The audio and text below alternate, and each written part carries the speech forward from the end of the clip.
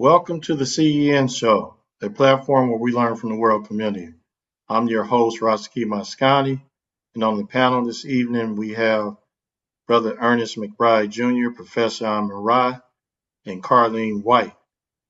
Our guest this evening is Brother Chawara, and he invited another guest for us, so he'll introduce the guest that he invited, and we're just going to jump right into it.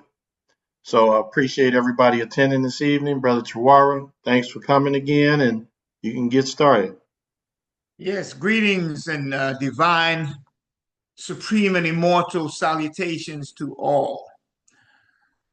We're going to this evening engage in what we as Rasta term as reasoning. You could also look at it like a think tank type of thing, so equated to a think tank, where we just talk about things and we try to see if we can come up with some solutions to many of our concerns and issues that may be in the community. With me this evening is my good brother, Global High Chief David, and it'll be a reasoning between each and every one of us here, really. But we're going to set the pace. We're going to talk about some things like sovereignty and what it is, dignity. We're going to talk about morality and morals and how does that contribute to humanity's decay today. We're going to talk about sovereignty and how it works and is connected to the conditions that we now are experiencing globally. So I'm going to allow Global I Chief David to kind of give you a synopsis of who he is and whatnot, so everyone could be kind of understanding where we're coming from. David, go ahead, please. Would you pick up from here? Yes. Give thanks. Greetings, Otep, to each one. And I'm proud and I'm happy. I'm proud of my brother Chawara for what he's inspiring me to do at this time.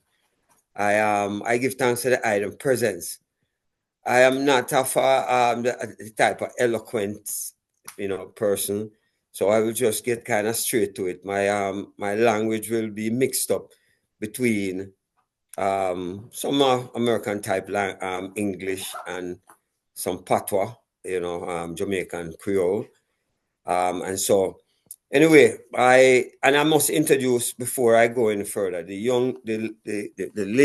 queen on the platform is Karlene White. I'm not seeing her video. She's still on the island. That is, she having problem with internet and stuff like that, But that's my secretary for my introduction of myself and a brief introduction of myself.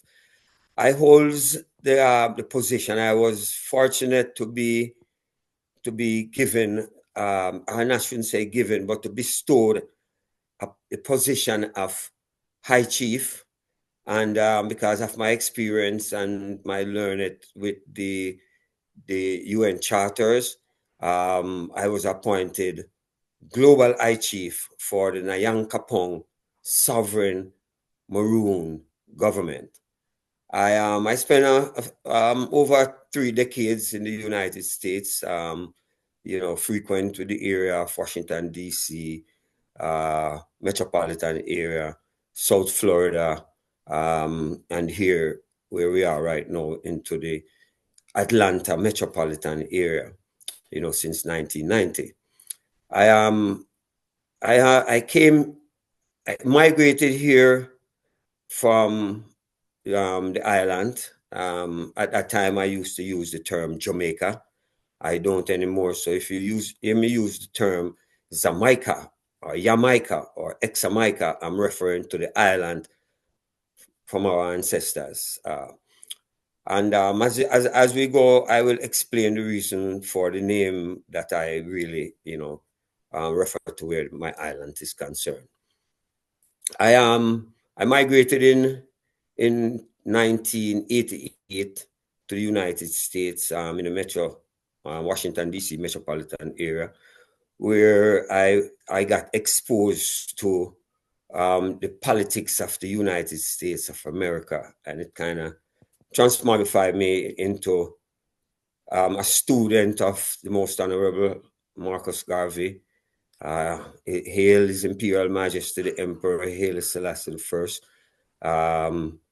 Kwame Nkrumah, Patrice Lumumba. I did a lot of reading on our ancestors, the revolutionary spirits of our ancestors. And so in the process, a reality check had came to me, just to put it like that, while I was in the Washington, D.C. area.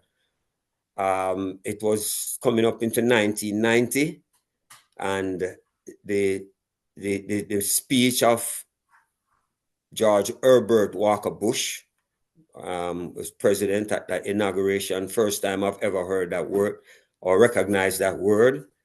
And through that, it kind of opens me up to look into politics and just world event.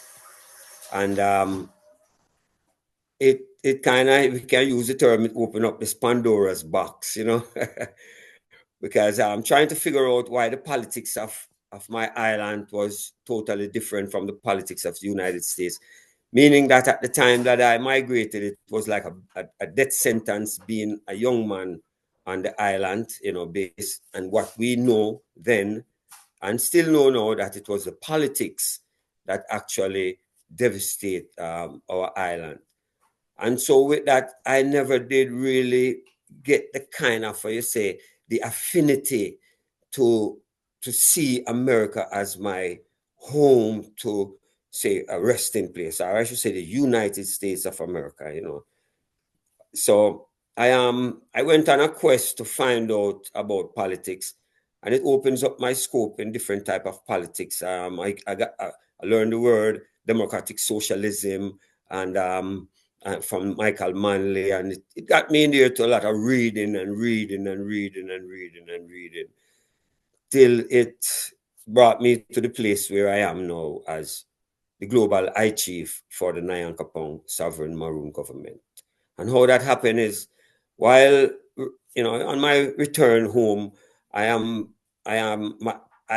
stay connected with the Rastafari, or the Rasta community, and with that there is the Pit 4 Nyabingi Center, which reigns under the theocracy reigns of Nyabingi order of Rastafari. That was my worship place, and in trying to I should say articulate best for my brothers and sisters of some things that I have learned, which was about sovereignty and indigenousness, and and that kind of scope to let you know who you are and how you should operate as an individual that is sovereign.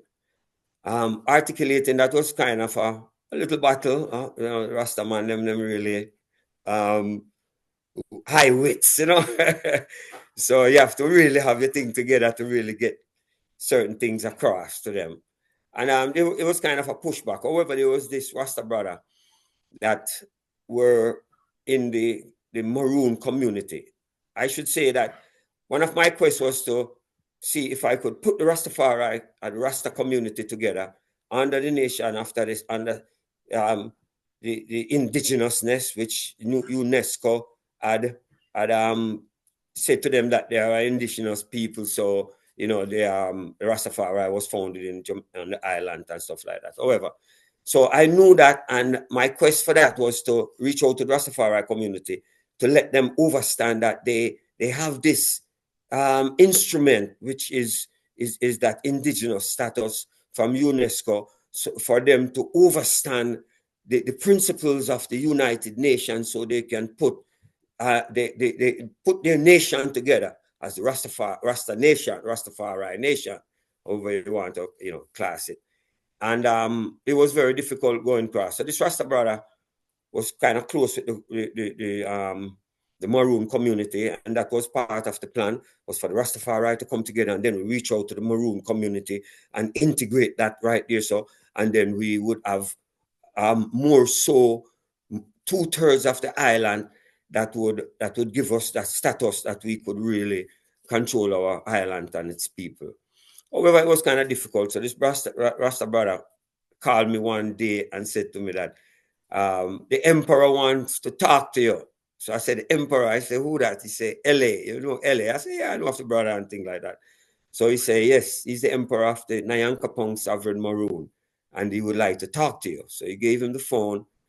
I spoke to the emperor, and the emperor asked me where I was. I said that, if I can come and see him at the moment. So I couldn't. I told him I'll see him the next morning, and I was there the next morning at his office, and we had a discussion, and I explained, he questioned me on things that I know, and he realized that I actually know some of these things. So he took me to his sacred place, and he opens up a safe, and he took out some documents. And it's as if when I saw those documents, my, they call cold bump just take you over. And it's just like, it was just this different energy that really, opens up something else for me, because I know that these documents exist. And if you know how to understand these documents, you have more power than the average person with that mindset that know who they are, And so he showed me some documents also about,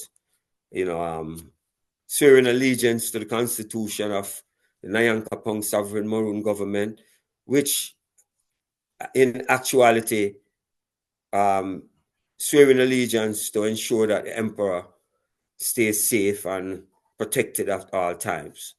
So what I've seen and knowing of the brother, it was hard for me to really accept and swear allegiance, and give my time and work and my intelligence to the Nyankapong Sovereign Maroon Global Tribal Nation territories, natives of Examaica, Atlantis, North America. So I guess that kind of summarized that up, and we can go into over the 30 years that I just didn't want to stay in the United States. I've done a lot of work here. I've really put in some time, and I learned a lot. However, that passion that keeps me to that portal was always there to say, you need to come home. And I can give stories of incidents that people don't know me and I don't never see them before. And they just say to me, you need to go home. You need to go home. So I took that mandate from the people, and I am on the ground, and I serve now proudly as the Global High Chief for the Nyankapong Sovereign Maroon on the island of Jamaica, Examaica. And I will heal on that right there. I hope, Brother Chihuahua, that I represented you well in speaking to your brilliant and you should say, I call it kind of like one of a lifetime moment to speak to great people, So I appreciate love you bringing me to this light so we can shine a little bit brighter. So give thanks, brother. Yes, yes. Give thanks for your introduction to sovereignty, and being sovereign. One of the things I want to stress, what is exactly sovereignty? The word itself. What is it referring to? We're referring to sovereignty is defined, from a dictionary standpoint as supreme power or authority. Supreme power or authority. You know, it is dealing with um, independent authority. Away from an oligarchy or a state of governing body. You have its over its own territory, people and laws, meaning it can govern itself without external influences.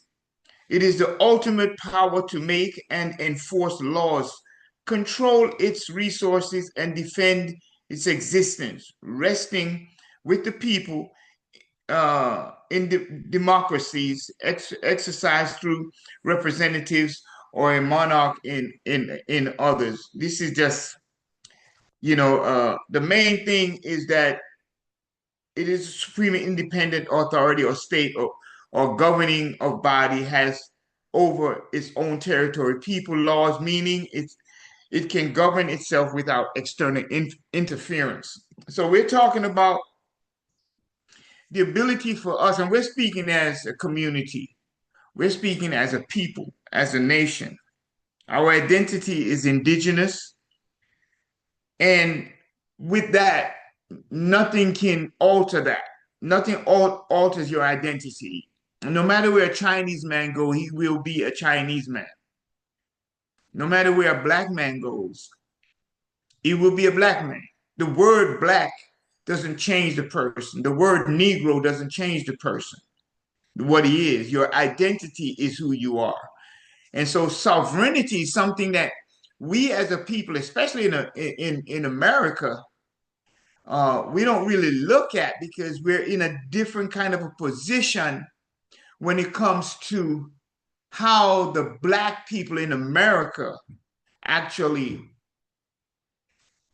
integrate with the idea of nation, of national.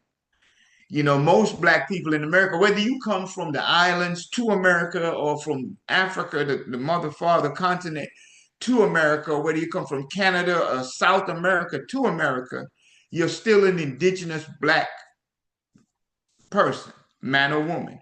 And that's how America sees you. And we, outside of Barack Obama, in this modern era, we never saw or thought that would ever happen. A black man and a black woman as first lady in the White House. That was quite it was like a miracle. It was like something that no one really expected. And many of us thought we'd never live to see that day. We all give thanks that we are able to see that day.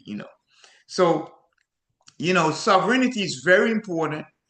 It's important for us as a people in America, black people in America, as well as in the Caribbean islands, to address that. And there are laws within the United Nations. The UN DRIP is one of those. The Declaration on Human Rights is one of those. Martin Luther King mentioned also that we need to embrace human rights more so than civil rights. Once he realized what he had achieved, and he became very concerned about it because he stated that he feels that he has led his people into a burning building. And that's, I'm paraphrasing. I'm not trying to be exactly what he says, but I think many of us are familiar with that statement that Martin Luther King made within the last few days or time of his life, So we are all familiar with our indigenous identity. We all identify, we all know as a people that we are the original people, not only of the planet of America, but we are the original people of the entire planet. So we want to address that, so sovereignty, and I welcome questions. I need reasoning. I need the guests, the audience to, chime in, and because this is a reasoning session. We want to reason with the host. We want to reason with Rahh. We want to reason with Ernest McBride. We want to reason with Karlene White. We want to reason with one another because that's what makes it. This is why it's a reasoning, and we want to take it into areas where it's uncommon. So, we need to unite and unite more. Brother Chihuahua. Yes. So we're speaking of sovereignty. Yes. So first, I think what has to be identified is why aren't we sovereign? And what position do we hold where we are?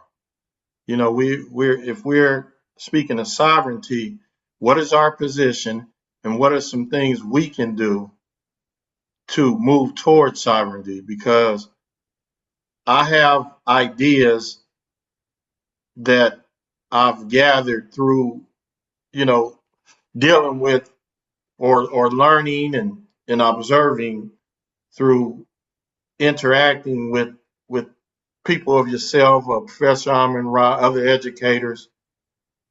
And so first I want to know, where do you see us in in light of sovereignty?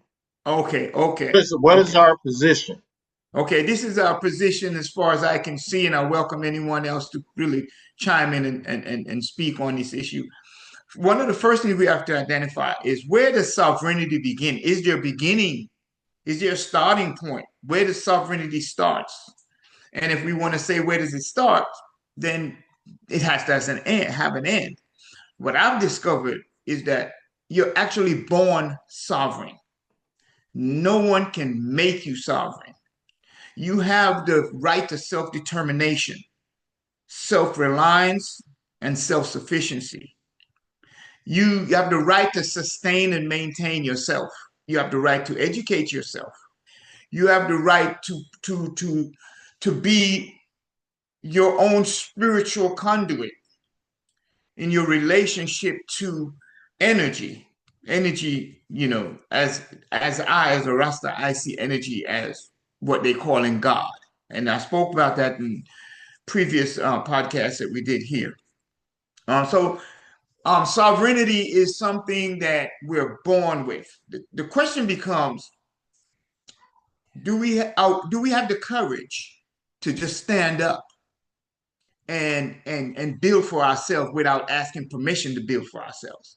Do we have the courage to provide our own health care without, asking permission? Do we have the courage to educate our children ourselves, take full responsibility for our lives ourselves without asking permission from any entity, governmental system, or anything? Do we have the courage to govern ourselves as a people? See, that's what the question is, and that's where we stand today. And until we can answer that, until we can see that our sovereignty came to us through our birth, it's our birthright to self-determination, to self-sufficiency, and self-reliance. These are the things that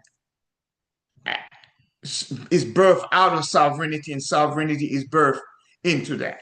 And when we exercise that, we can definitely, then we are being sovereign. Now it comes with pushback. It comes with a lot of other things, of course, obviously. That's why I say, do we have the courage? Because it's going to take courage, as well as not just courage, but it's going to take knowledge. It's going to take ability, capability. We can't, we have to be educated, which we are. We have to be creative, which we are. And all of these things, Black people are very creative. So, So then I think it comes to identification of do we have a group, a whole of sufficient amount of people that identify as Black and have a cultural apparatus to build from, to move towards that? Because if and I know Professor Amara can speak to this very well. If we don't have a cultural group that identifies with each other, because you have a lot of people who say that I'm American.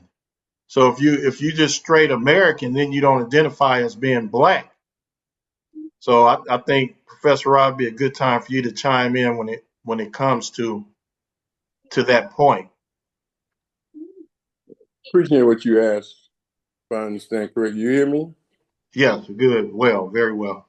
First of all, I want to say welcome, Brother Sharawa, and welcome, Brother David. Glad y'all are on, and you made some good points, and appreciating your conversation, if I understand correctly. The issue is, are you talking about a sense of psychological sovereignty? Or are you talking about sovereignty when you say self-determination? You need an economic base, you need a political base, you need an education base structure, and ideology and philosophy that's different from the one that you're under. The problem is that you definitely need a military to defend your sovereignty. Now, it could be a mental sovereignty.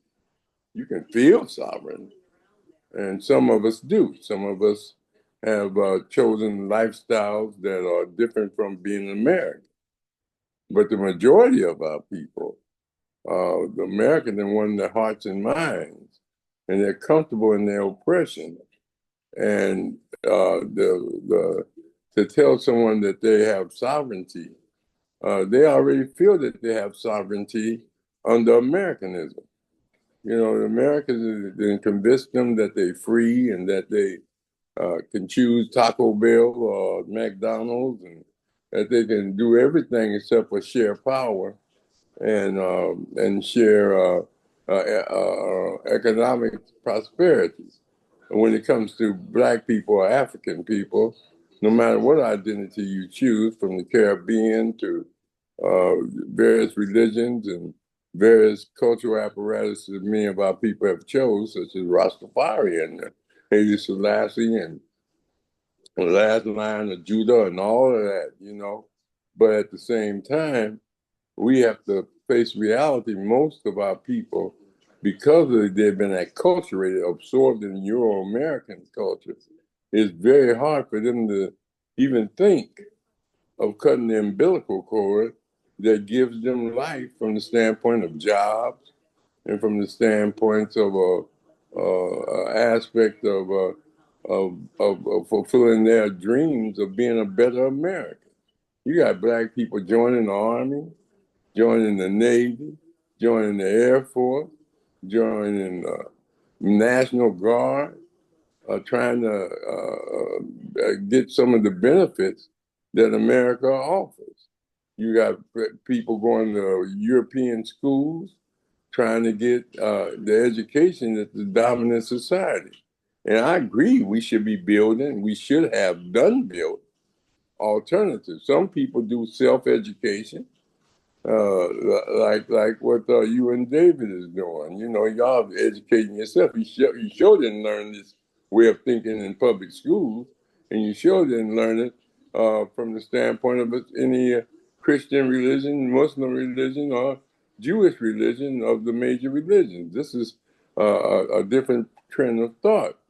But convincing today people that they have sovereignty, and they do believe they have sovereignty because they see that they are Americans, and America is telling them that they have American sovereignty. What you're talking about is Black people having their own sovereignty. And that's going to be a struggle to get to that point mentally, spiritually, and physically. You have to choose to exercise your sovereignty. But you have a habit of being an American. You choose. You choose to be Rastafarian. You choose. Nobody made you be it. You made that choice, and that's a sovereignty because you made it on your own. You govern yourself. You decided to have a different frame of reference. Most Americans are Christians, and they go by the Christian doctrine. And that includes a large percentage of Black people. You got ministers that's preaching about going to heaven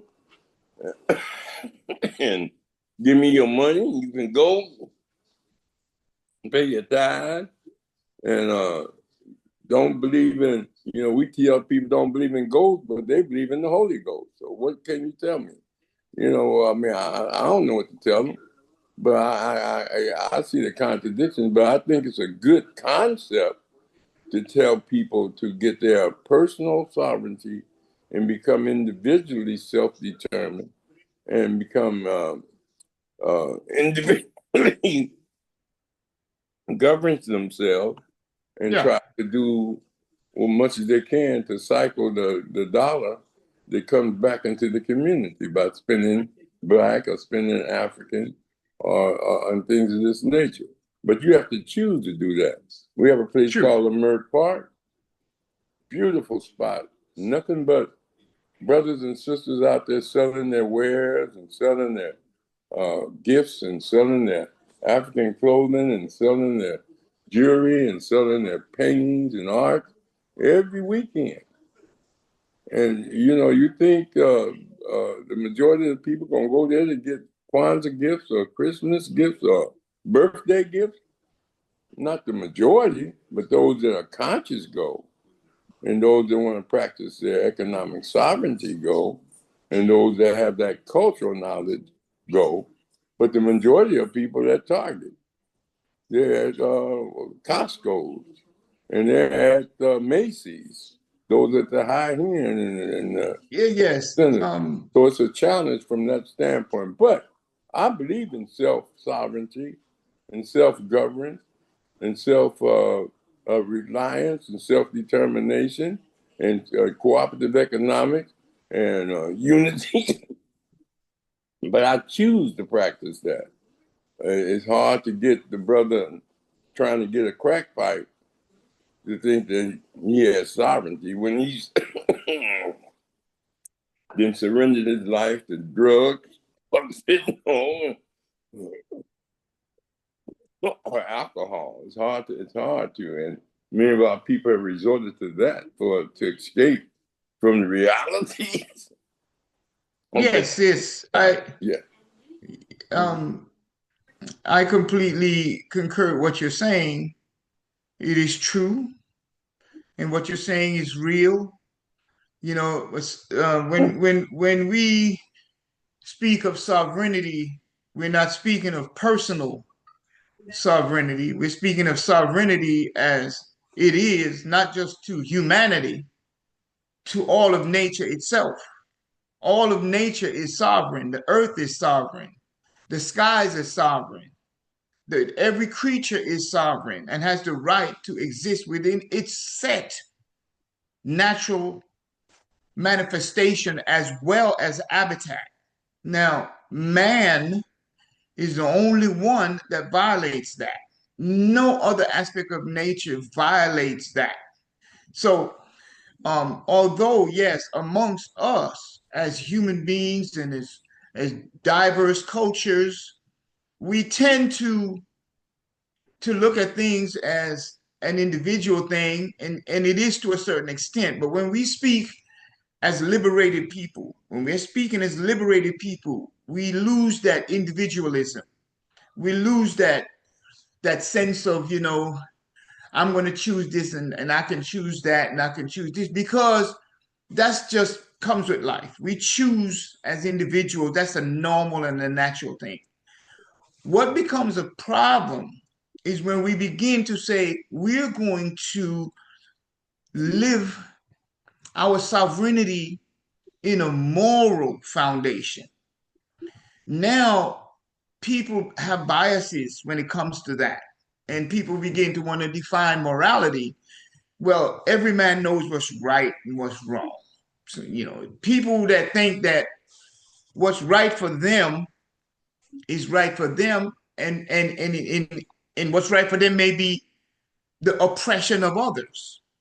You know, like the colonizers, the colonialist, imperialist, marauding, plundering group of people that came into the indigenous people's domain after receiving knowledge from the same indigenous people, after receiving resources from the same indigenous people, which were the civilized people.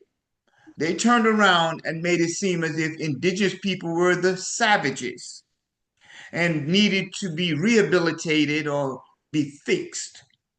This is how the colonizers justify their behavior. To them, their behavior is moral. To the Aboriginal world, they were absolute savages and immoral people. So we're talking about reestablishing who we are, and there are laws on this earth that says we have the right to do that. So sovereignty addresses that. It's not really a thing of choice. Everyone is sovereign. The only choice that we have as a sovereign is to give it up or to keep it, to defend it or to conform to some other set of existence or state of being. If we choose to conform, then we have what we have in today's society: the diverse, the opposing, ununified, not just Black people, every people. This is not just exclusive to Black people or to African American or to Negroes, whatever term they want to apply to my identity. It's the same thing. Everyone has sovereignty, and everyone has the choice, yes, to live as a sovereign. We can do it individually if we like, then we just individually and we state those things and we live in the same society that's oppressing us as individual sovereigns and defend our individual rights. Now, that's not going to benefit anyone else but that individual and his family. And if the dominant society should say, hey, this guy is practicing sovereignty, he's practicing self-determination, self-sufficiency, and self-reliance, we need to get rid of him because he's disturbing our whole operation. Well, he's done. We've seen it in Patrice Lumumba. We've seen it in Thomas Sankara. We've seen it in Muammar Gaddafi. We've seen it in endless Malcolm X, Martin Luther King, Marcus Garvey. We've seen it in endless individual Black figures that has come up, both male and female, both on the continent, Mother, Father, Africa, both on the continent of the Americas. We've seen it here. So what we're speaking of actually is not so much that we're not addressing so much the diversity in people or that we're trying to save the crackhead or the alcoholic. We're not trying to do that. We're simply saying if all the people have to eat is McDonald's and Wendy's and it's killing them because they're under attack, they've weaponized food, they've weaponized a whole lot of other things other than food too. But how can we say they have a chance unless we give them some other choice? The choice is stand up for your rights, your natural rights, your universal rights, your common rights, your sovereign rights, your right to self-determination, your rights to self-sufficiency. A lot of people out there don't even know that they can do that. You know, so that's the issue for us, you know, and how do we get here and who are we as a people? Because you cannot find yourself if you don't know who you are. You don't know what to look for if you don't know who you are. You know, we're more than just flesh and blood. We're more than just Black people. It's the genius. It's what's inside the Black people. It's what's inside us that the world fears. The world fears our genius. The world fears our level of morality. The world fears our level of humanity. The world fears that we will straighten this out, and we have done it already. We have saved this world many, many times over. You know, when the other ethnic groups have just ruined it and brought it to doggone near destruction. So that's, you know, that's one of the issues I really want to bring out, that those who vibrate at the right frequency and level have to unite. Yes, we're going to leave a lot of people behind. But when you farm, not every seed that you plant is going to go to market. some of them is not going to be at the right standard. The value of the seed is all the same when we start out. All seeds are valuable, but once you put them into the earth and they open up, then we begin to see the standard. And we set a standard. We have to set a standard in which we'll be able to take to the market and be able to exchange as value and develop commerce and be progressive. That's what we're addressing. We know that we're in bad condition, that we are damaged goods, but still we're here. And the world is freaking out because why are we still here? That's the big thing with the world. Why we're black? Why are we still here? We have been through hell. And that's an understatement. Hell is an understatement because I don't think hell is as horrible as what we have suffered and they're still suffering today at the hands of the neo-colonialists and those that are just anti-self that are amongst us. Brother Trawara, Yes. I know we didn't have this conversation a few times already, and I just wanted to see what Ernest McBride thinks so far, Yes. Mshinda and Karlene, if she wants to chime in. I want to see what they have to say so far, and then I know Brother David hasn't spoken specifically about sovereignty, or if he did, I didn't catch it. But I would like to, see what they have to say, if you don't mind. Absolutely. This is reasoning. We all are free to speak. We need to practice freedom of speech. Okay. Brother Ernest, from what you heard already, Yeah, what do you kind of take from that, and what do you kind of say about it? well, I would just, and I agree with what they're saying and everything, but my life, I grew up here in California. Okay, I went to school all my life in Long Beach. Kindergarten, to come up through school, had a problem maybe about the kindergarten in the first grade with kids calling me out of my name, But once I had a couple of fights, beat 2 or 3 kids up, then the whole school respected me, and then I never had that problem. After that, coming up through grade school, and then I never felt discriminated against because, even though my mother tried to teach me about it because she was from Fort Worth, Texas, and my dad was from Mississippi. And he even come out and he started the NAACP, and he would talk about Jim Crow and blacks being discriminated, but I never really faced that until I got drafted in the Army.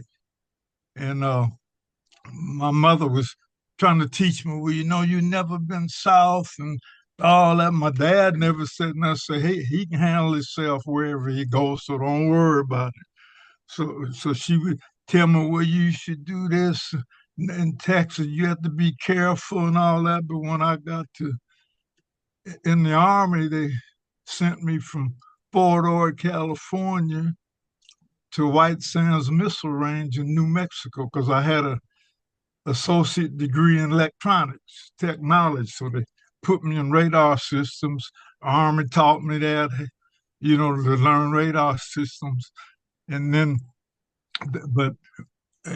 we'd go to town to El Paso, Texas a lot, but every white person, even that I encountered there, they always addressed me as sir. How do you do, sir? And real nice, So to me, I never felt being discriminated against, but I went on jobs and my dad, kind of told me, you learn the job. If you're going to apply for it and learn all you can, I go fill out applications. A couple of times I go to places and they try to deny you. Well, we're not hiring the secretary, but I say, well, do you guys ever hire?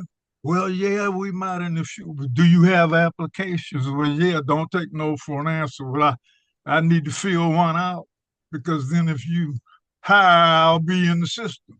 And then that's how I got my first good job with the National Cash Register Company.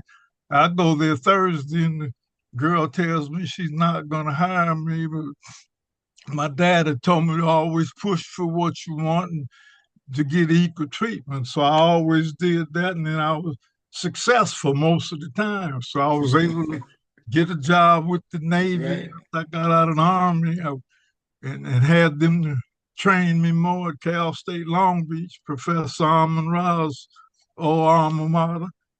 And but I also played sports. I was good in sports, so I got a athletic scholarship there after getting out of the Army. And I was able to get my bachelor's and my master's. Then my job trained me on that. So, all we ran through a couple of things on our job where they did tried not to promote the black guys, but promote the white guys.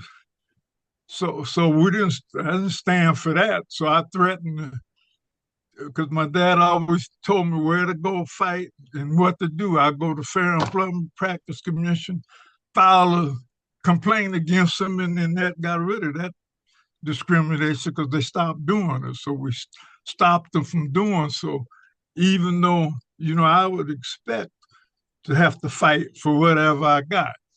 And so I didn't feel as though, and even some of the guys that work with me was able to help bringing them along, So, and then when I started trying to learn about Rastafari, when I got into Bob Marley's music, and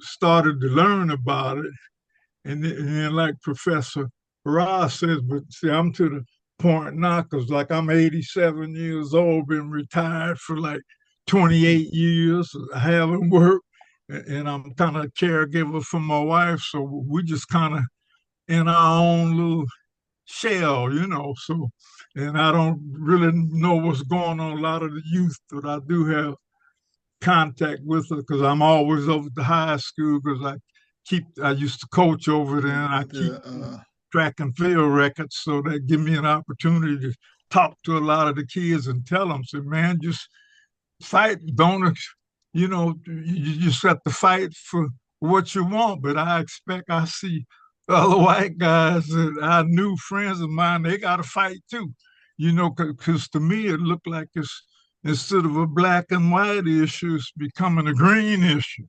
It's okay. America, yeah. Brother Ernest, the guy that got the money, makes the rules, so to speak. So Brother Ernest, So I don't mean to interrupt you, okay? No. But first, I want to ask you a question. What part of Mississippi your father from? North Carrollton, Mississippi. How far is that from like Coahoma County in the Delta? Yeah, well, his dad used to farm down in the Delta because he had about 30 years. He used to be down in the Delta a lot. Jackson. Now you 80 plus. Yeah. You 80 plus. 87 now. And you have a world of experience. You understand what I'm saying? Yeah. Now, when we say sovereignty, we're talking about collecting those people. And I'm talking about gathering those people along with the young people. And we're also talking about no more fighting. No more fighting. We don't have to fight for nothing. We don't have to fight for anything to gain something anymore. It's over with. We're talking about organizing. And when we speak of sovereignty, we're talking about the courage to return to our true position. You would be known as an elder. They have us functioning as elderly. That's a different thing. The elders guide the youths. They guide the ones that are coming. And the youth have the respect for the elders. We need to reestablish that. That's a part of our culture. That connects us to who we are. If we don't know who we are, we cannot return to who we are. If we don't know who we are, we're not able to find ourselves. It's not, I'm 70, I just turned 70 this year. I'm interfacing with a brother here in the Atlanta area. He's 86. Me and him came together tight. We're building, and it's just about building something. It doesn't have to be big. You see, because when we begin to work together and be obedient with what was given to us, we've been given a gift of grace. We survived hell quadruple times as a people. And in this 21st century, we are released. We have been released from the pains and the struggles. We have all the education. We have all the motivation. We have all the creativity.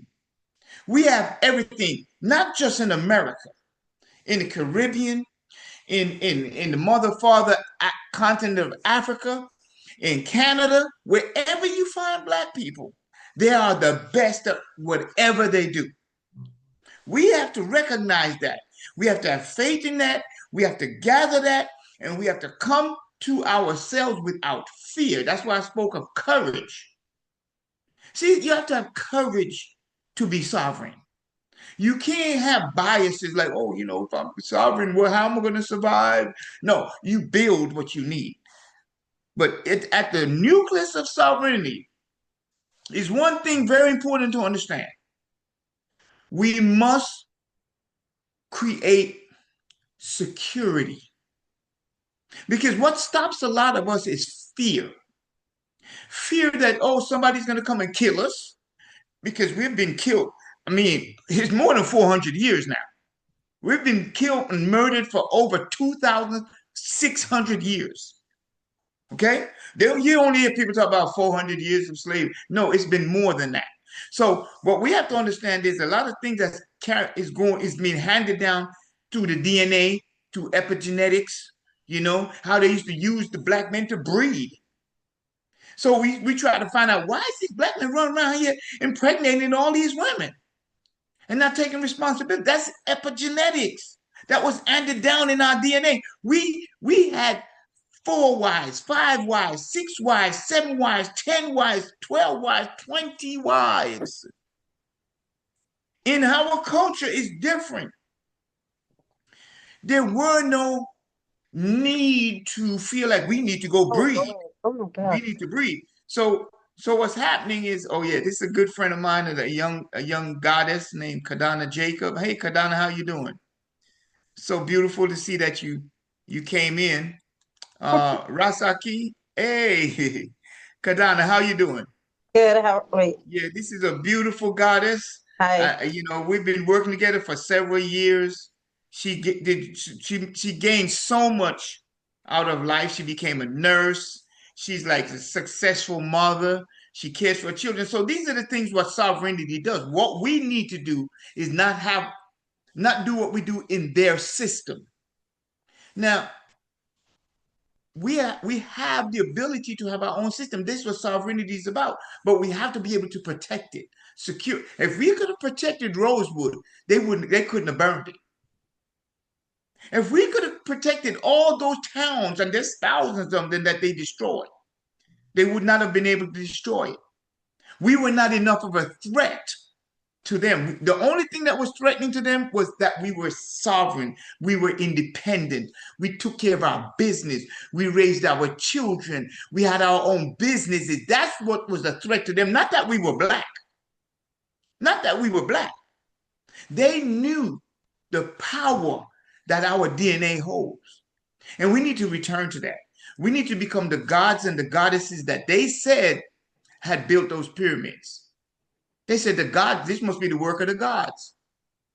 Just overlooking the people that were there, like there's no people there. That's like Christopher Columbus came in and said, I discovered America, like there was nobody here. Yeah. So we got to understand what we're up against. One of the first things we got to do, I believe, is understand that we must heal ourselves. And that's a simple thing. Change our thinking heals us. Okay. Then we must strengthen ourselves. We must develop ourselves. We must build. And once we do these things, now we got to keep a knowledge that we must secure what we and who we are. Security. That means, what they say, an eye for an eye, a tooth for a tooth. You see, we have to know that that's really what it's all about. At the end of the day, that's what it's about. If we're not willing to live for for our generations, for what we deserve, for our birthright, then we're not worth even the death of ourselves. We're not even worth that. Because we're here to live. We're not here to die. But there are those that wants us to be dead. Brother So we have Terrell. to understand that. So that's what sovereignty is all about. Brother I Terrell. give you thanks, Brother Ernest. Thank you so much. Brother Terrell. Yes. Want to hear from. I want to see if Karlene White has anything that you want to contribute or a question for you. Yes. Karlene. Okay. So as the topic is about sovereignty, and as far as I have learned about sovereignty is that we are free people. We are free because of our ancestors' birthright, our bloodline, and what has left for us as individuals, knowing that we were fought, they have fought for us, and left a legacy for us to be free, sovereign people. Indeed, they colonize us and they take us into captivity, put us in their own jurisdiction as if they own us. They don't own us. We are free people. I yield. Yes, I can't say anything on that because that is bullseye. That's what it's all about at the end of the day. We're at the point now today where we must reclaim that. We must reclaim that. We must acknowledge and accept that we are sons and daughters of the Creator. We are sons and daughters. We are the closest to God, that which they call God, than any other ethnicity. This is proven, and you can go research it. This is proven by the mathematician Gabriel Oyibo when he came up with the God Almighty's Grand Unified Theorem, acronym GAGUT, GAGUT.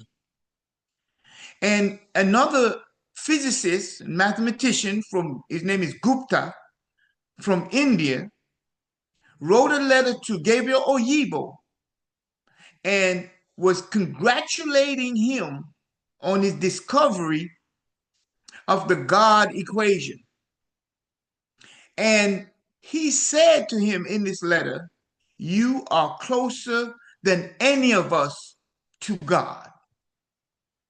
You're closer to God than any of us."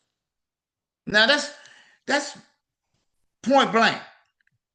Now you see the genius in ourselves when you look at Chikumbutso, who created the clean energy from transistor waves. You can see that in Julian Brown, who take waste plastic and converts it to plastiline, a form of, fuel that can fuel airplanes, can fuel any kind of vehicle.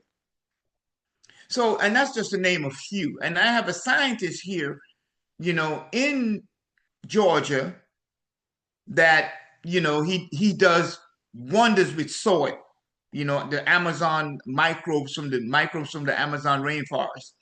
And he also does stuff with like the same thing. He makes fuel or energy, electricity out of waste matter. And he also converts the energy from plants into usable, renewable, clean energy.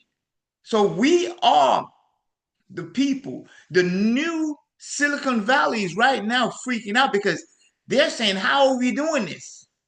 There's a young man from Namibia who created a cell phone that works without cell towers. Works without cell towers and without chips and a chip in there and everything like that. You don't hear nothing about Elon Musk. But why? Because his whole program of electric cars is done. We are ahead by light years. So what I'm saying is America has created a population of Black people known as consumers. We spend more money than any other ethnic group in America. When Emancipation Proclamation came about, let's say the first 100 years or whatever, once they found out how to break us down, we were considered the most skilled ethnicity in the entire America. There was no one more skilled than our people. And, rightly so. We came off of a plantation where we did everything. The master didn't do anything. He was about the laziest of all species. And those who supported this so-called slave trade or this legalized slavery in America, which were the Northern Caucasian, they were all lazy, but they transposed that character onto the Black persona. And they said, we're lazy, we're shuffling. After Emancipation Proclamation, and you're free. They had to do something. They had to stop our progressive energy, because all we did was say, okay, they're not giving us anything to do. We're going to build our own. And that's what we did. And we were already in the political system. So, I'd like to hear something from Kadonna. I'd like a response Brother from her. Gerard, we had a few other people here before her. And then also, I wanted to hear from the other guest, David Cooke, Sure. about, some of the points on sovereignty.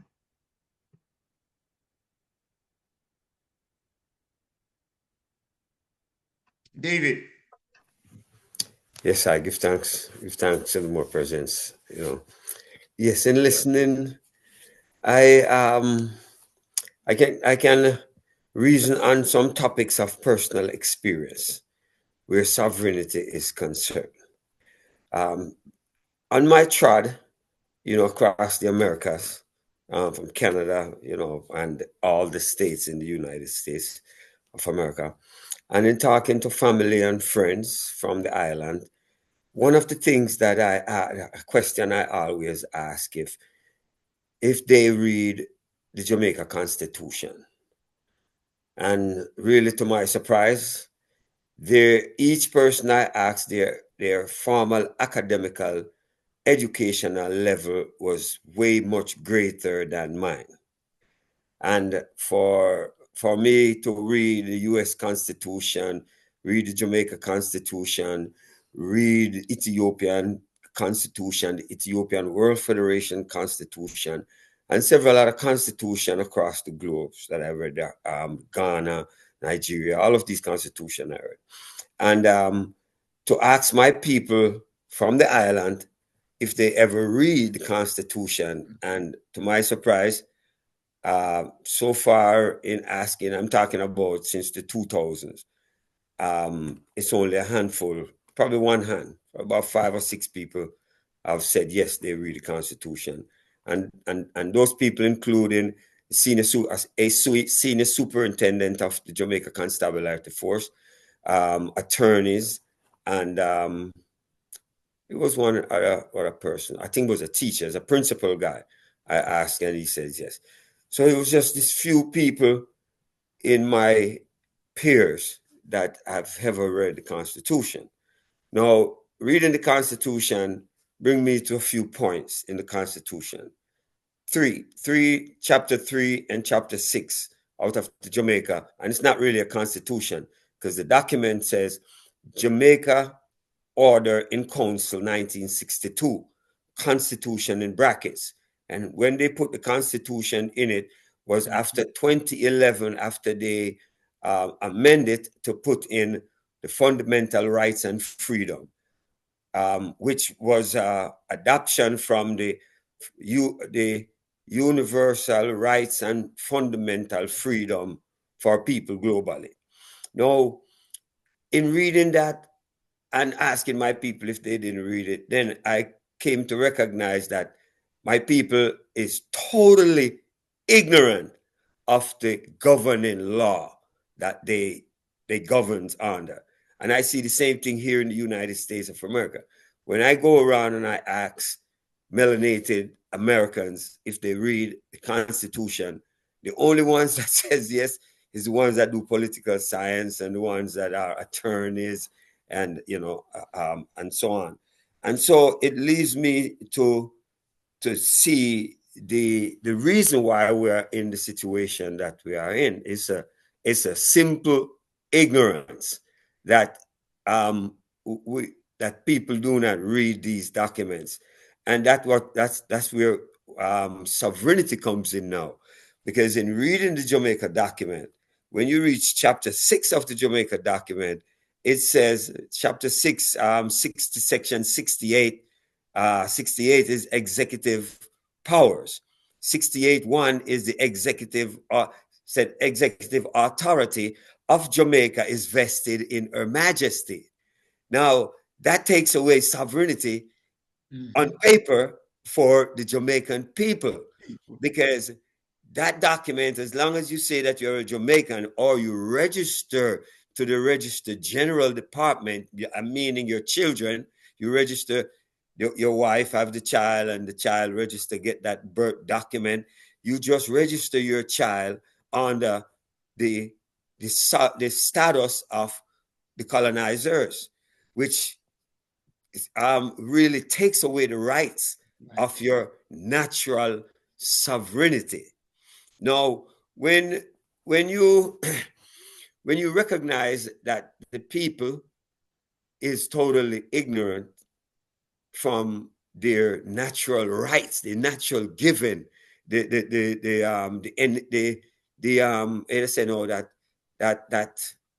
natural right for you to be alive after you reincarnated. Most people do not even understand the power that they have. And I'm going to speak more of the recognition of the Jamaican paperworks, right? Of the Jamaican documents. Now, the Jamaican documents is totally a slave document. And most of the people don't know. The United States of America, there is one chief. While I was here and I was listening, I was trying to find this chief. His name is very, long to pronounce. However, he is filing lawsuit against several states right now. In the Illinois, he started the first lawsuit, and the reason for that lawsuit was what the state of Illinois was doing is registering native children under the U.S.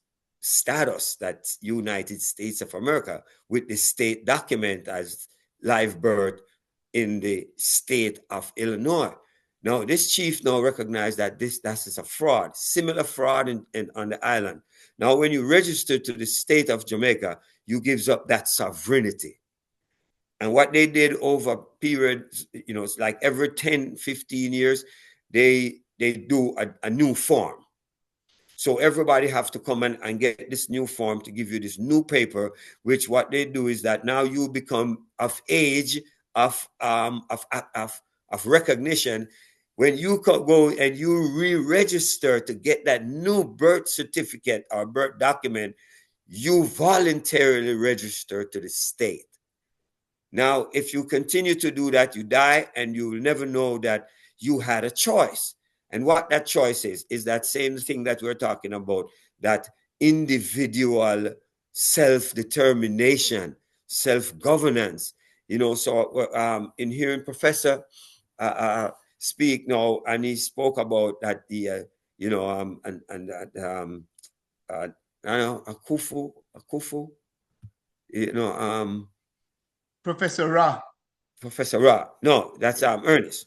When I heard Brother Ernest spoke about, or I should say, my apologies, I should say Elder Ernest. It says that, you know, how is growing up, and he was determined and all of that. I was the same thing.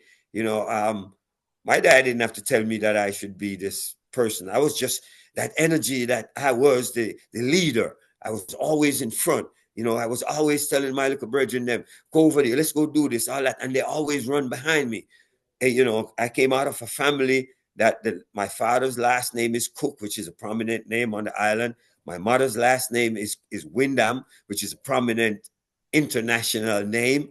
You know, so in that retrospect, I never really faced any pushback. You know, I came to the United States, and whenever time I get that pushback, I always push harder, you know, and stand up as this person that say, hey, you can't talk to me like that. You know, you can't do this. However, in doing so, it opens me up to say that most of my people who do not do that, what is wrong? Why they do not stand up to let it be at the point that it is today? Now, that point that it is today is to say that one of my quests when I used to ask my U.S. My American melanated brothers and sisters about reading that Constitution, I'm saying that if they have really read and understand that Constitution, why isn't it that the melanated Americans have not put a Constitution together for themselves and evoke this instrument from the United Nations that the UNDRIP, I heard Brother Chihuahua talk about, which is the United Nations Declaration on the Rights of Indigenous People. So is it all melanated people on this American, you know, continent is going to say that we all came here as slaves? Or some of the brothers and sisters here is going to say, well, you know, when they brought some of our brothers and sisters here, we were here before. We were here a long time. Now, saying that makes you indigenous.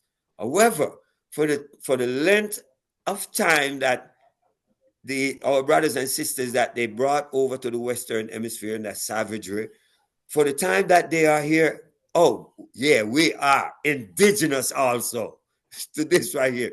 Because the children after the children becomes an indigenous group of people. So the ones who were here before who recognize that should lead the way and take on the ILO 169, the International Labor Organization, and the United Nations Declaration on the Rights of Indigenous People, set a constitution together and create that melanated American nation. Now we would have enough of Brother Ernest to be the military advisors.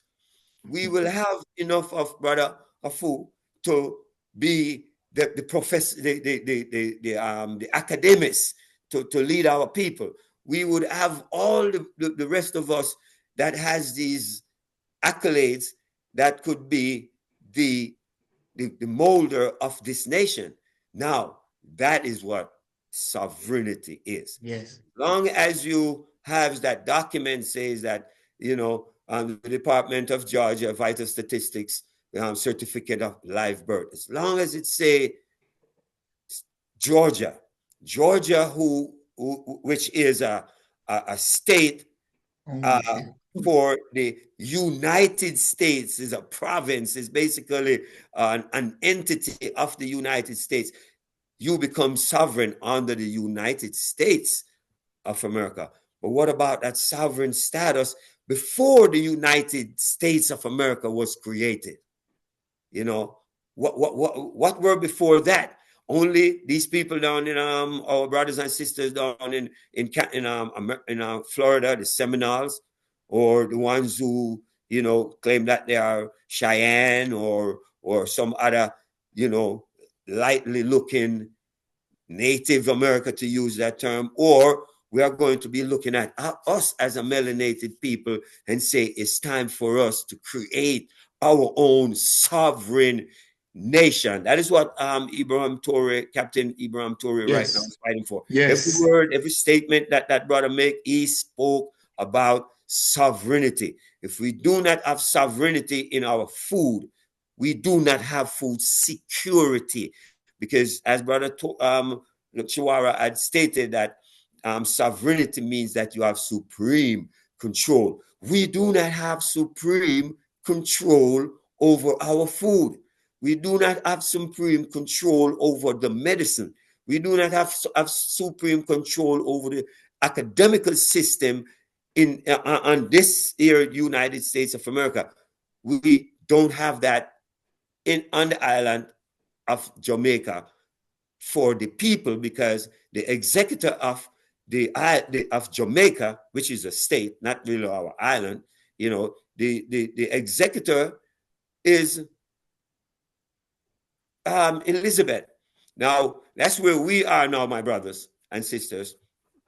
The Nyankopon Sovereign Maroon government constituted themselves on the island of Examaica. And not only that, when our document was sent to the United Nations, it has this important word in it: global. Global. So we are a global government, a global nation, because our people, the Maroons, is right across the globe. So the centralized system of the Nyankopon Maroon government is sitting in the Ashanti town of what they call Kingstown, which is the Ashanti people town. These names that we use now is the names of the colonizers. If we should go into our ancestors' name for places on the island, then you would find that they would use different names for the area. Just the same thing here in the States. In certain names that's there. Where is the name of the Mayans? Where's the name of our brothers? And where is the name of these people? They have to die for them to get a name somewhere. It's us now. That is I know, and I'm respectful of my elders. I am 59 in 2 months. I will be 60 years of age. So I am thankful for the leadership, of Brother Chiwara, and the greater leadership, for my other elders that is here. I'm going to use, I read the Bible, but I'm not this biblical person, but there are some words in it that I use to articulate things, that because it seems right. And things like, what has been hidden from the wise and the prudent shall reveal to the babe and the suckling. That prophecy has revealed to myself because of what I have discovered, in reading these documents that was set down there. We have treaties from 16th centuries. The Maroon Treaty of the island that the British came and signed was 1738. They don't teach these things in high school. They don't teach us to go and look at these treaties, the Moroccan treaties. They don't teach us how to where to look to know that these documents, these instruments was laid down by our ancestors for us to be liberated. And I'm gonna conclude on this one other sovereign document. Now, Ethiopia was the only so-called country on the continent of Al-Kabulan that the Europeans did not get there yet to really conquer, so to use that word. So with that, they have been the only sovereign nation on the continent. Now, His Imperial Majesty the Emperor Haile Selassie I had sanctioned a document, and that document was the Ethiopian World Federation Incorporated also with the Ethiopian Orthodox Church. And that document, once you become a member of the Ethiopian World Federation Incorporated, you are sovereign under the Ethiopian Constitution. A lot of people didn't know that. when His Imperial Majesty send the youths them from Ethiopia after, they got rid of this wicked man and his people out of Ethiopia, and he started to send the children across the globe. He sent them with the Ethiopian World Federation Incorporated for us, all of us, melanated people across the globe, knowing now that we were conquered, except for Ethiopia. He sent that document out for them, for us to be sovereign with that document. It just so happened that so many years passed and we haven't done so. However, we have the sovereign document into the Western Hemisphere now, which is the Nyankopong Sovereign Maroon Global Government. And we can elaborate on that a little bit more as we go, if what I said makes that point on sovereignty. I yield on that. Okay. Wonderful. Yes. Wonderful. Brother Chawara, Yes. I want to get to Brother Mshinda and Yes. Anna. Yes. But before we get to them, I think what I must say is that the brother brought up some major points about people not knowing the Constitution and the documents. That's very important. And I think some of the major reasons why they don't know is because they are preoccupied in other activities that's not conducive to knowing and even having the mindset of sovereign people.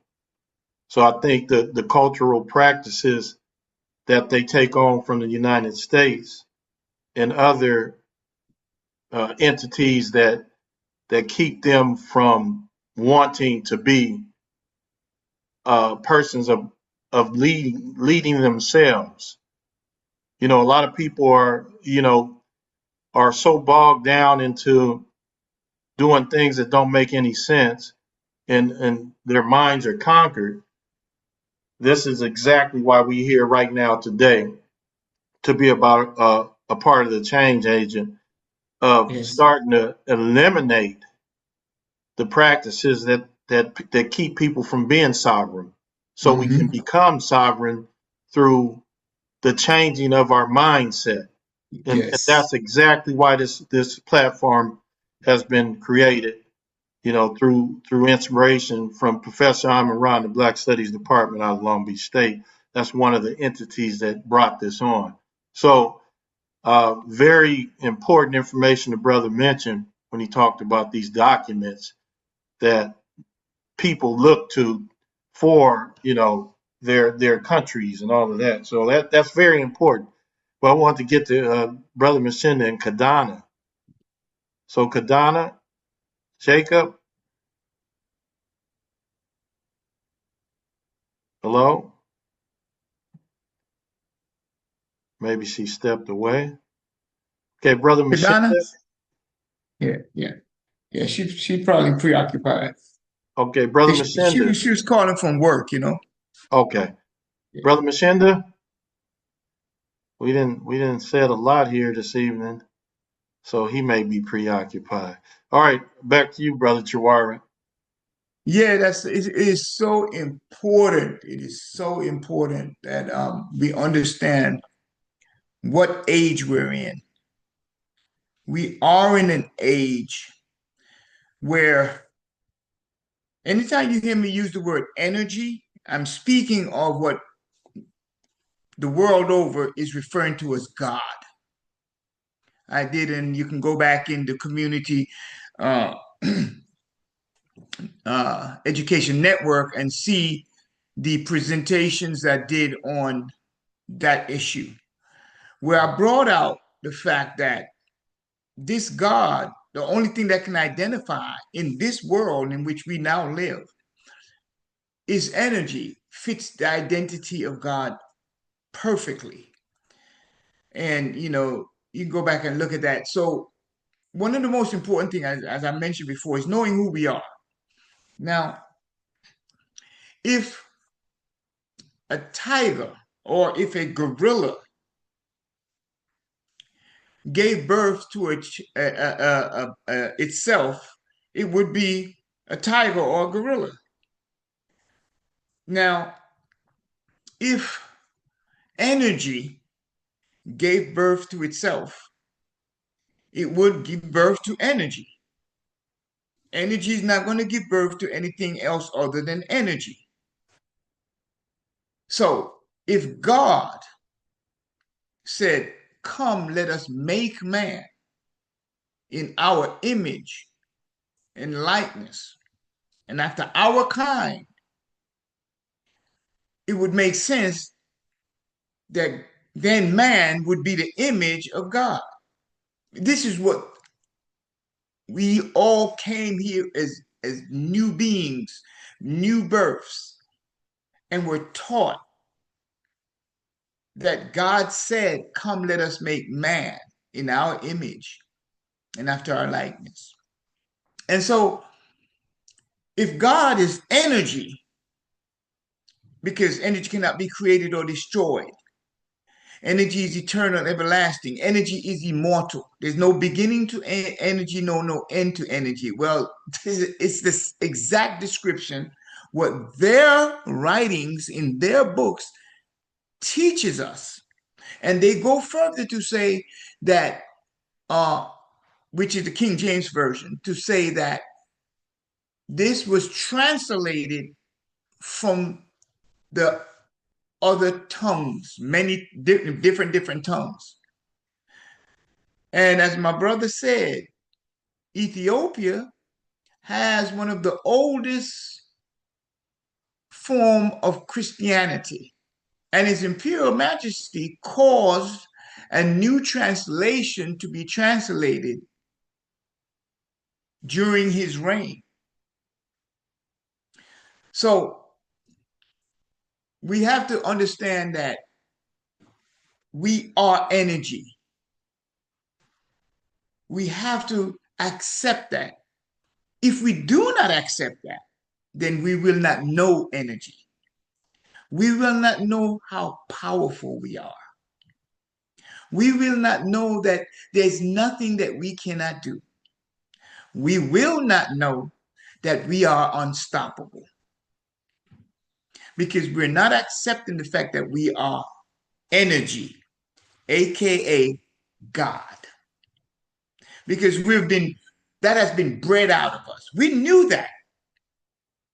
Our ancient ancestors, that's why when they see us do things and they can't understand how are we doing this, they don't understand that it's ancestral knowledge. This is knowledge that is hidden in our DNA.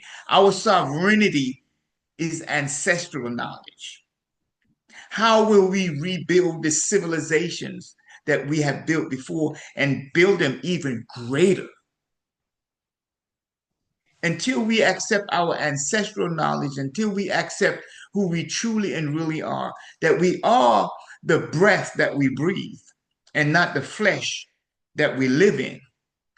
Until we understand that we are big G, we are gods with a capital G and goddesses with a capital G.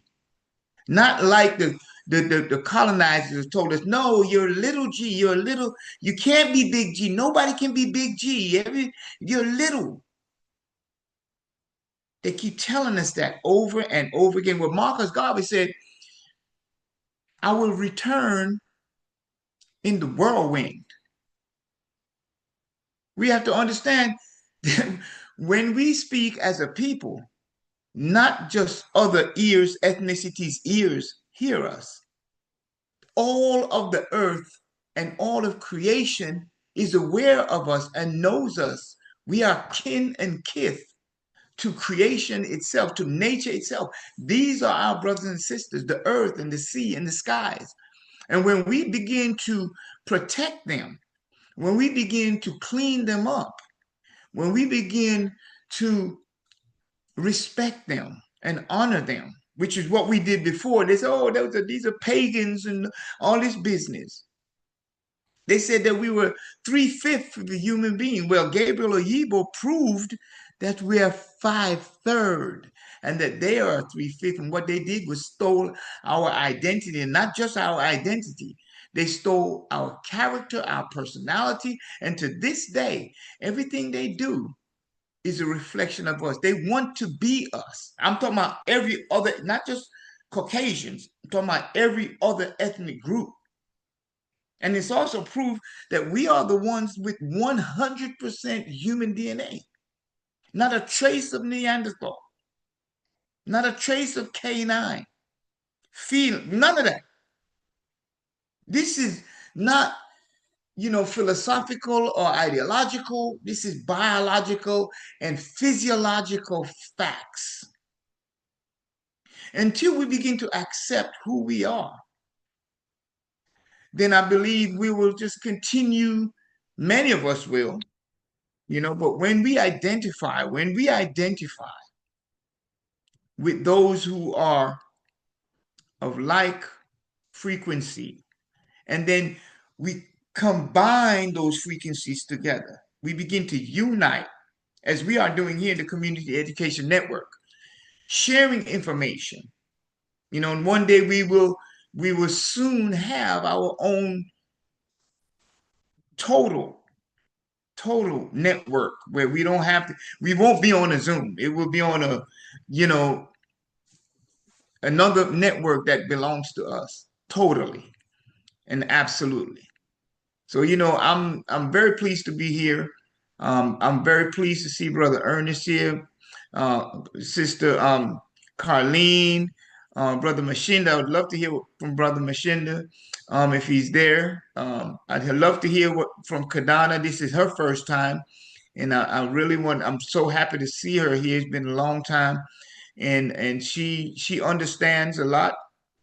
I've been with her for quite some time. She's a true sister. I want to just give her, all the encouragement I can. She's a single mother, raising 4 young men. Her eldest is 13, and I'm telling you, she's a great mother. She's a great mother. Her life is not easy, but she's a great mother, and she's achieved great things, and I'm very proud of her. And my brother David, you know, we got a lot of work to do, and we're doing it. We'll continue to do it. And through this platform, Community Education Network, I hope David will come back as a guest. Brother Rashaki is more than happy to bring new energy and new vibrations that benefits the community. We all need to be competent and not incompetent. As Brother David is speaking, we all need to know not just the Constitution themselves, but the Constitution is words on a paper, but to know that we are the Constitution. We are the Constitution. When we understand that we are the Constitution, we'll begin to look at those words on a paper with a different light. We'll be able to ingest them and let that information assimilate into our very core. And we'll be able to construct our own Constitution that speaks to our own self-determination, to our own self-reliance and self-sufficiency. And we will be able to sustain and maintain the generations here and now. We have to change concepts. We have to change our faculty of thinking. We have to modify it because a lot of it is based on lies and flat out 100% lies and half truth. But none of it is based on 100% truth. None of it. None of the information we have gathered for generations and generations and generations and generations is pure truth. We coming from pure truth with our relationship with creation, nature, with energy. We created every single thing that can be thought of being created. We are the beginning with Henrietta Lacks, the immortal gene, Albert Perry, the oldest known Y chromosome. What more do we need? The earliest Caucasian is Cheddar Man. What more do we need? These are real, true information. you know? And a lot of the stuff you see our people carrying on with today that look totally anti-self, totally bizarre, totally out of character is because of the epigenetics handed down, the terror and the horror and the confusion and the conforming and just the flat out erasing of our memories is playing itself out now that we are being renewed. It's playing itself out now to keep us subdued in this oppressive state of consciousness.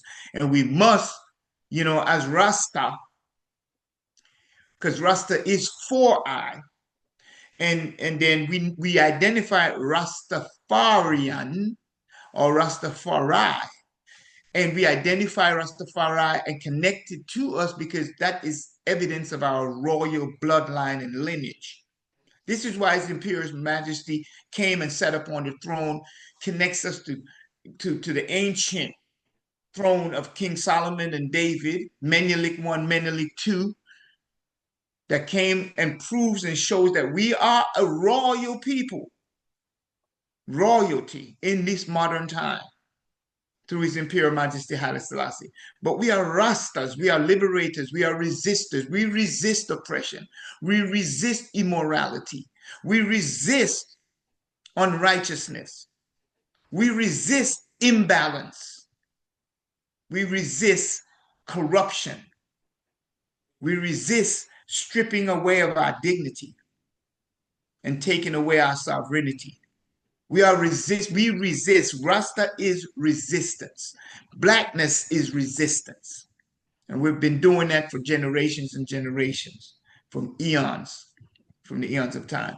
So, you know, I really love the Community Education Network and its host, Brother Rashaki, Maskani, and all the beautiful brothers and sisters.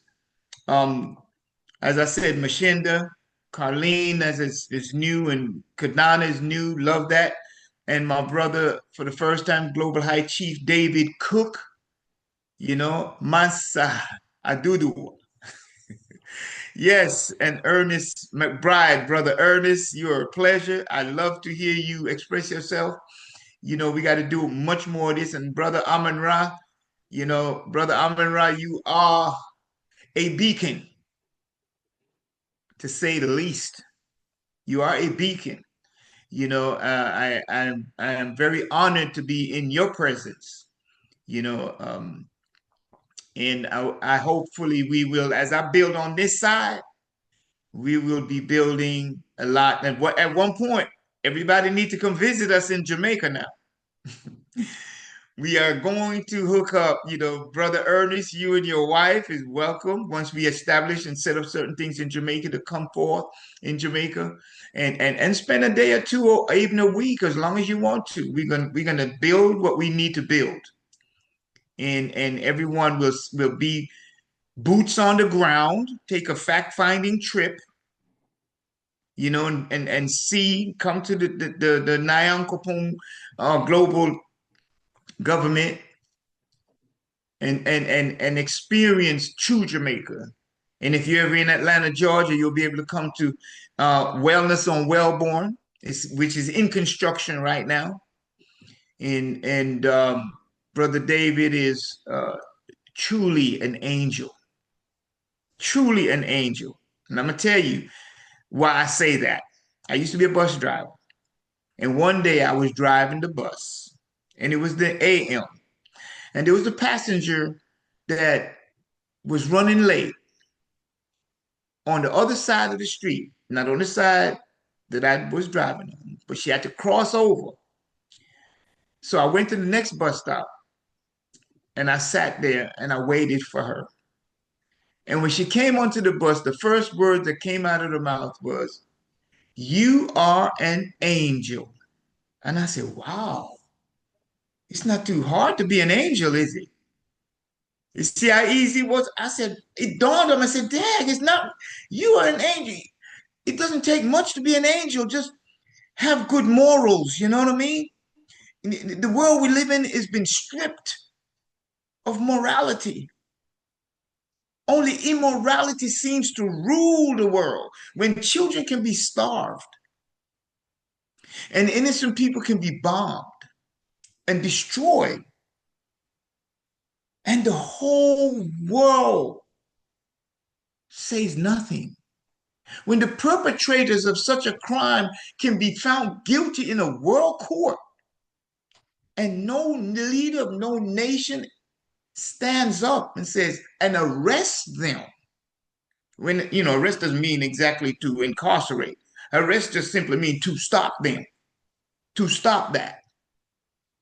When immorality rises its head up and uses starvation and that type of thing against innocent children and others around the world, this is typical marauder, colonialist, imperialist, neo-colonialist behavior in modern times where they say we're living in civilized time. That's uncivilized behavior. And so when you see that happening, this is the reason why the people are the way they are today. Because immorality is sitting on the throne of authority. Immorality. And it's time for immorality to be vacated. We do not have to accept the parasite that sucks our blood without remorse and kills our very being and our ability to strive without remorse, not even without a thank you. These are the days and the time when God Almighty, energy, and whatever name anyone may call that one, this is the time when we have been given the God order. This is what Gabriel Yeba said. This is a God order. God Almighty's grand unified theorem, Gagut. Spoke to him the other day. Good people give advice and tells. That's why they killed the leader. What's his name? I forget his name. African leader there during COVID. They killed him because he would not open his country up to the pharmaceuticals to come in and vaccinate his people. Is it Gaddafi? No, the other one, Chikumbutsu. Magafuli. Magafuli. Yes. Magafuli, yes. Yeah. I mean, we have to understand that when you see what's going on in the Sahel with Burkina Faso, Niger, and Mali, and then those are the three in the forefront. That's the tip of the arrow. But there are many other African nations that is with the Sahel Confederation. When you see that, this is the example that we have to deal with. Meanwhile, in America, we have problems battling blacks of battling blacks. We have FBAs, trying to defend their position as foundational Black American, and they're justified for doing that.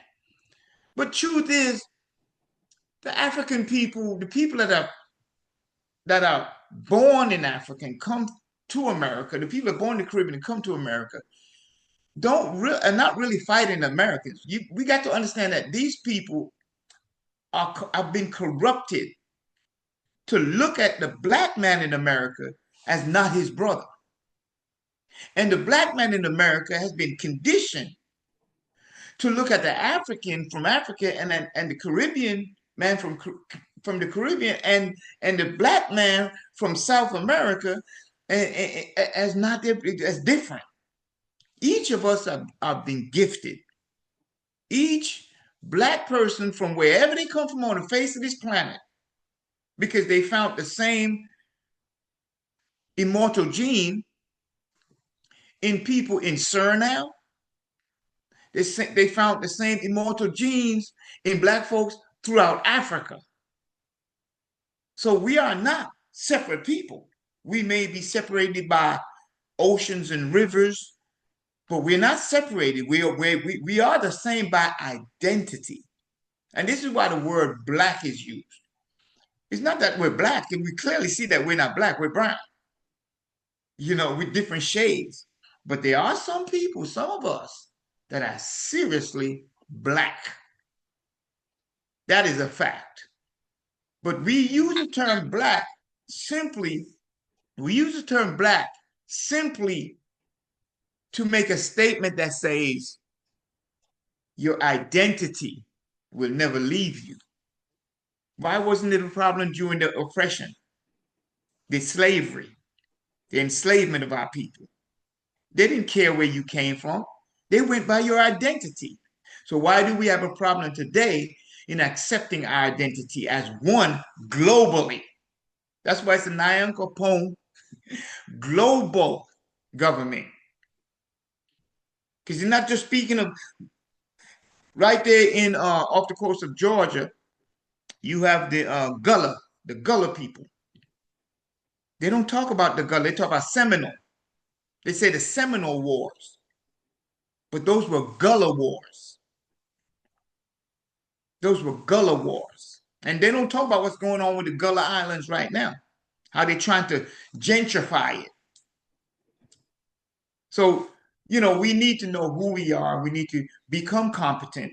And like my brother said, study Constitution, because that's a part of the whole thing, knowing your rights, knowing what rights are out there for you, and actually activating those rights, standing up.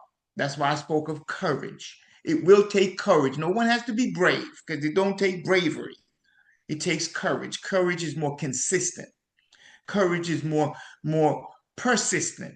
Courage is a stronger form of bravery. Bravery is like a spurt for a moment, but courage is ongoing. It's something that we do without fear. We had courage. We prayed with courage. We studied with courage. And we never failed. And we're still conquering, and we're going forth to conquer. Still yet more of ourselves. Thank you, Brother Russ Maskani. Thank you, Brother Chiwara, Brother David Cooke, Professor Rahh, Karlene White, Ernest McBride, Karlene. Thank everybody for being here this evening. Very good discussion. We need to do it more often, which we always do anyway. So now I just want to say who's coming on next week. We have 2 guests on Wednesday, like we had today. We have Sister Sonia. She's a person that works in the finance industry. And then she has her cousin coming on, Kesia, and she's a therapist, a mental health therapist. And the topic is mental health blues during the holidays. So that'll be a timely thing. It's right on the 24th. Very timely. How people get caught up in these holidays and wreck their mentality for it. But, I have my thoughts about it, and I'm pretty sure everybody else do too. Professor Rahh, are you there? All right, Professor Rahh. He said we have a guest next Tuesday, so hopefully that happens. If not, we'll have the Black Community News Forum like we do all the time when we don't have a guest on Tuesday. But everybody continue to have a great day. Each one teach one in Conscious Corner. We are going to take our pause.